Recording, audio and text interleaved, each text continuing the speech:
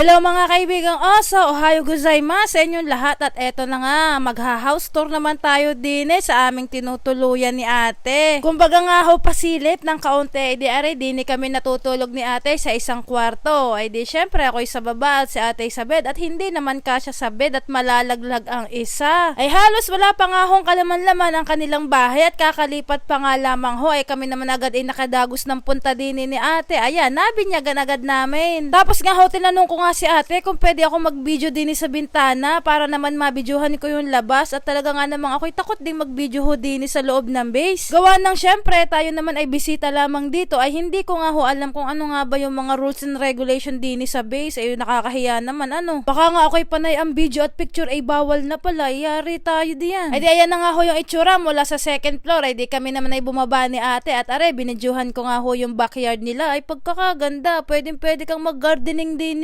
Pagka nga garni ang iyong backyard, talaga nga naman nakaka-enjoy. Ay syempre ho, kami naman ho ay naglalaba din ni ate. Ay are, papakita ko sa inyo ang kanilang washing machine. Grabe, aba naman, American size din Kita nyo gaho yan, are ho ang washing machine na hindi namin alam kung paano paandarin. Kaya ayan si ate, tumawag pa ho doon sa bata kung papaano ari bubuksan. At kami naiwan din ni ate. Ay busy pa nga ho ang mga tao din kaya kami ni ate ay naiwan. Nagbalak nga kami maglaba, ay hindi naman kami marunong mag-operate. Ayan, tumawag na lamang kami. Tapos yung kabila ho ay yung kanilang dryer. Ay pagkalaki rin ho, hindi mo na kailangang isampay ang iyong damit dahil pag na-dryer ay diretso tupi na ho. Ay di si ate nga ho ay tumawag doon sa isang bata na nagtatagalog at kahirap ho din sa bahay na ari. English ng mga tao. Noong unang araw nga ho na dumating kami din syempre kinamusta, kinausap ay English. Diyos ko, hindi na ako nagsalita. Ako'y patawa-tawan na lang. Smile. Abay ang sabi ga naman ho sa akin nung kano, aba ay napakaliit ko daw ho sa personal. Ay nakakapanood ho siguro ng ilan nating vlog. Ay akala ho ako'y matangkad na malaking tao. Diyos ko, nung nakita daw ako sa personal ay napakaliit ko naman daw. Ay paano naman hong hindi liliit? Ay sila naman ho'y kalala. Kaya ako nga ho'y nagulat din na talaga nga namang katangkad